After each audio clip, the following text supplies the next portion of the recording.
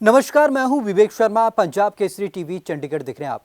America का अगला राष्ट्रपति कौन होगा, इसके लिए अब आपको ज्यादा इंतजार नहीं करना होगा। यहां पर हालांकि हम ये कह सकते हैं कि तस्वीर लगभग साफ हो चुकी है, लेकिन आपको एक और कनेक्शन बताना चाहेंगे। अमेरिका का भारत के साथ क्या कनेक्शन बनता है चुनावों को लेकर, चलिए आपको एक खास रिपोर्ट दिखाते हैं। हमारे यूपी राजस्थान जैसा फ्लोरिडा स्विंग स्टेट है। फ्लोरिडा डेमोक्रेट रिपब्लिकन किसी का गढ़ नहीं है। फ्लोरिडा 100 साल का इतिहास दे रहा है इस बात की गवाही।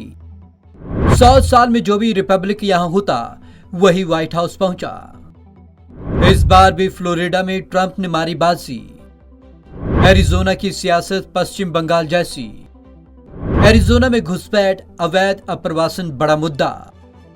78 साल में एरिजोना में केवल दूसरी बार पिछड़े रिपब्लिकन। अमेरिका में राष्ट्रपति चुनाव कौन जीतेगा, अभी तस्वीर साफ नहीं है।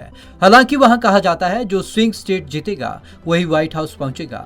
आसान भाषा में समझें तो स्विंग स्टेट्स यानी वे राज्य जहां के वोटर्स दोनों पार्टियों यानी कि डेमोक्रेट और रिपब्लिकन में किसी भी पार्टी को जिता सकते हैं।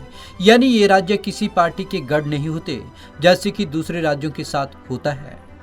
स्विंग स्टेट है फ्लोरिडा।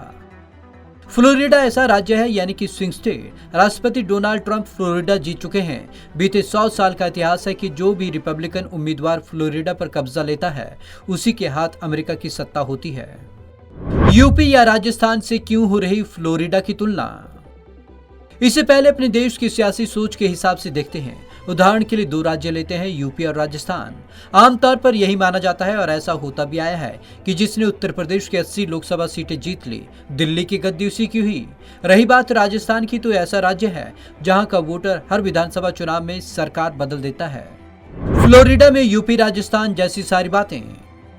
फ्लोरिडा में यूपी और राजस्थान जैसी दोनों ही बातें हैं, यानी यहाँ का वोटर हर बार सरकार बदलने के लिए जाना जाता है। यहाँ 29 इलेक्टर्स जो इलेक्टोरल कॉलेज के जरिए राष्ट्रपति चुनते हैं। चूंकि स्विंग वोटर्स का मामला है तो करीब 1 सदी से माना जाता रहा है कि फ्लोरिडा जीता तो व्हाइट हाउस तय, लेकिन इस बार मान्यता बदल सकती है। कुछ हद तक यही बात 20 इलेक्टर वाले पेंसिल्वेनिया के बारे में भी कही जाती है, लेकिन इसे स्विंग स्टेट में नहीं गिना जाता। इस बार 3 स्विंग स्टेट।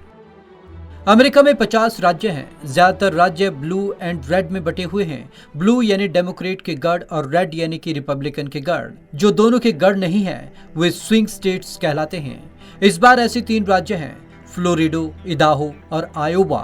फ्लोरिडा इनमें सबसे बड़ा है। इदाहो में 4 और आयोवा में 6 इलेक्टर्स हैं। एरिजोना की सियासत कुछ हद तक पश्चिम बंगाल जैसी। पश्चिम बंगाल और कुछ नॉर्थ ईस्ट के राज्यों में बांग्लादेश और म्यांमार के घुसपैठियों का मुद्दा लगभग हर चुनाव में उठता है। घुसपैठ कहें या अवैध अप्रवासन, ट्रंप ने इस पर बेहद सख्त अपनाया, इस हद तक कि बाइडेन ने उन्हें इंसानियत में भरोसा न रखने वाला शख्स करार दिया। ट्रंप ने मैक्सिको के 545 बच्चों को चाइल्ड केयर होम में रखा। इनके माँ बाप या तो मैक्सिको में है या अमेरिका के किसी जेल या शहर में। भारत में घुसपैठ को लेकर भाजपा जैसी सख्ती की मांग करती है। अमेरिका में रिपब्लिकन्स भी यही करते हैं। 78 साल में एरिजोना में केवल दूसरी बार पिछड़े रिपब्लिकन्स। 78 साल में सिर्फ दूसरी बार एरिजोना में रिपब्लिकन्स पिछड़े हैं या कहें हार गए हैं, यानी ट्रंप हार गए हैं। मीडिया रिपोर्ट्स के मुताबिक इसकी एक बड़ी वजह है लैटिन अमेरिकी वोटर। ये वो लोग हैं जो गरीब हैं और उन्होंने डेमोक्रेट को सीधे तौर पर फेवर किया। कुछ राज्यों की मुस्लिम आबादी भी ट्रंप के साथ नहीं थी। इनकी वजह इजराइल और मिडल ईस्ट के देशों पर अमेरिकी दबाव है। अमेरिकी मुस्लिम मानते हैं कि इजराइल के दखल से मुस्लिमों को डराया जा रहा है। Bureau report, Punjab Kesari TV, Chandigarh. तो ये था अमेरिकी चुनाव का भारत के साथ कनेक्शन, जहां पर फ्लोरिडा का चुनाव यूपी और राजस्थान की याद दिलाता है। तो आज की इस खास रिपोर्ट में बस इतना ही। विवेक शर्मा को दीजिए इजाजत। नमस्कार।